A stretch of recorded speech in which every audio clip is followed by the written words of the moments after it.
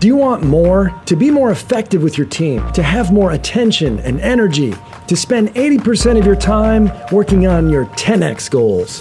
This is the Leadership Productivity Podcast with Matthew DeYoung, co-founder of Breakthrough Leadership. And today, I'm going to give you the raw truth about what it really takes to be effective as a leader.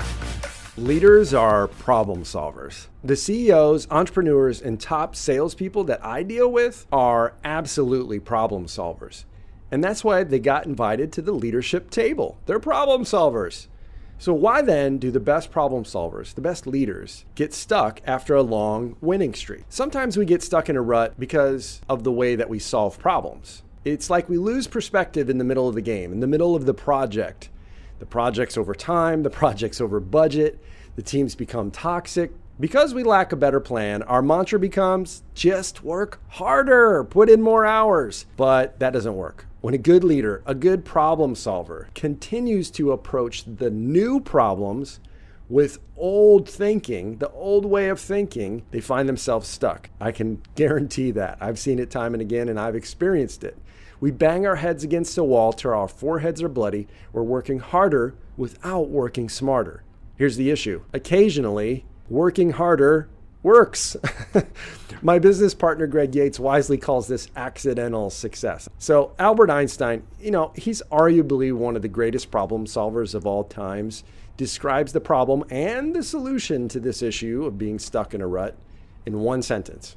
He says, we cannot solve our problems with the same thinking that we used to create them. I paraphrase this all the time in my coaching sessions. I just say, you know what? The same thinking that got you in this problem won't get you out of it. Now, when CEOs hire me as a personal coach, it's a huge investment and they do expect a return. What they want is to get unstuck. And so that's why I ask upfront before I get hired by any top level leader if their goals are big enough. Because I'm asking for a 12-month commitment to work one-on-one with me, and the cost can be as much as $25,000 a year. And there's only one reason that they'd be willing to pay this kind of fee to learn to be a better leader. It's because they're stuck and they're sick and tired of being stuck. They can see the future, but they just can't get there. And when that's you, when you're stuck and you're passionate to get unstuck, there's no amount of investment that's too expensive. And maybe you're listening today and you go, I can't afford that type of investment and I can't do that.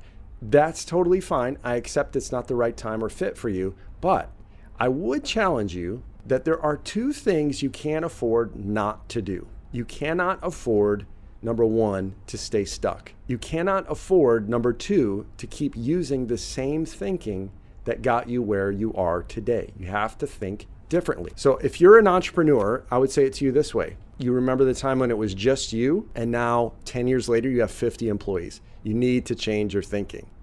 If you're a leader of a global corporation and there's one area of the globe where employee engagement is down, it's time to change your thinking.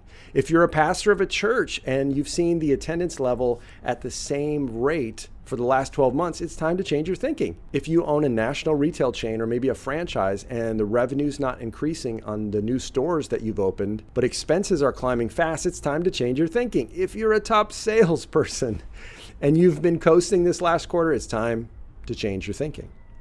So how do you change your thinking? Well, I'll just give you 3 tips for today. Number one, I would say ask yourself the right questions daily. A couple example questions you could ask are, how will I define success today?